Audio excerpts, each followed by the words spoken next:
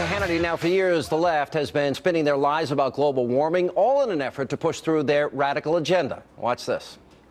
Dirty energy causes dirty weather, and we have to come to our senses and do something about it. We do not have time for a meeting anywhere of the Flat Earth Society.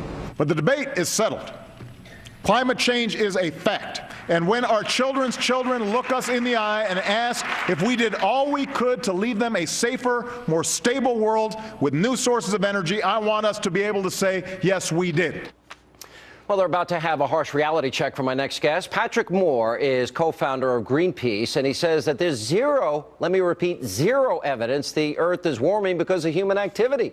He joins us now for an exclusive interview you'll see only here tonight on Hannity. Mr. Moore, welcome to the program. Thanks for being with us. Nice to be with you, Sean. All right. I have felt this, and I've interviewed many people over the years. I agree with you, but I'm surprised that it came from your mouth. Explain. Well, I actually left Greenpeace a long time ago. I was one of the original founders. I was with them for 15 years in the top committee. But by around the mid-'80s, they turned sharply to the political left and began to adopt positions that I could not accept from my scientific background. I have a PhD in ecology, and I am very well versed in all the biology subjects, as well as climate change. And I just had to come out and express what I have been studying for the last 25 years, that there is actually no scientific proof. It's not really about evidence so much. It's more about an actual scientific proof that humans are the main cause of the slight warming that has happened in this world over the last 100 years or so. In fact, the world started warming back after the Little Ice Age about 250 years ago. And the climate change panel of the United Nations is saying since 1950, we have been the main cause of warming of the Earth. Yet during the first half of the 20th century, there was a warming period about identical to the warming period that occurred in the last half, and they're not claiming that we caused that.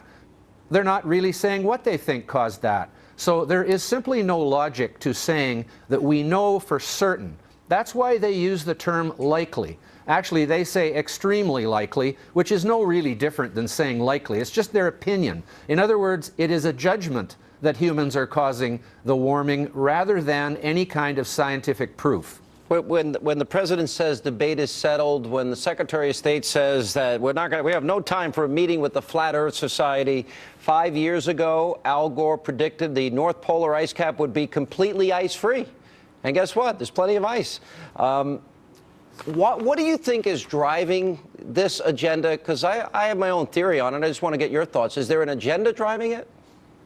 It is a powerful convergence of interests among a very large number of elites, including politicians who want to make it seem as though they're saving the world, environmentalists who want to raise money and get control over very large issues like our entire energy policy, media for sensationalism, universities and professors for grants. You can't hardly get a science grant these days without saying it has something to do with climate change. It is a kind of nasty combination of extreme political ideology and a religious cult all rolled into one, and it's taken over way too much of our thought process and way too much of our priorities. There are millions of children dying every day from preventable vitamin deficiencies and diseases, and we are spending hundreds of billions of dollars on a problem that may not exist. Nobody's saying that the Earth hasn't warmed a little bit.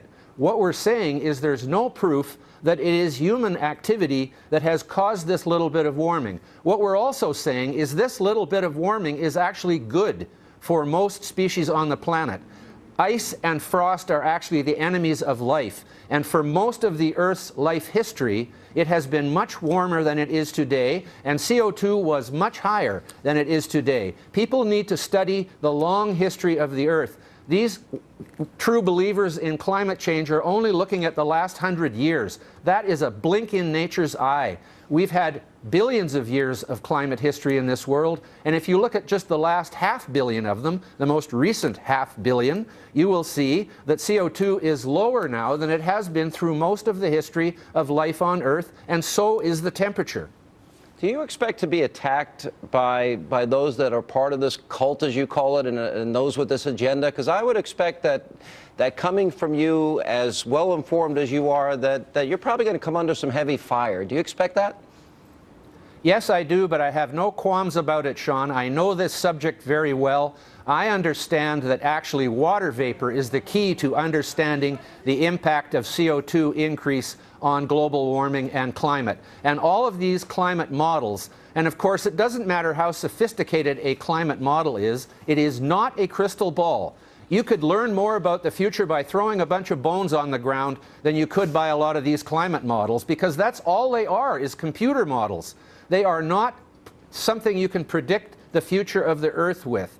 And they're all saying that the CO2 is going to result in a very large increase in temperature. And the way they do that is by assuming that the increase in water vapor, which will come in a warmer world, is going to magnify the effect of the carbon dioxide by 2 or 3 times, when in fact increased water vapor may dampen the effect of CO2, and no computer model knows the answer to that.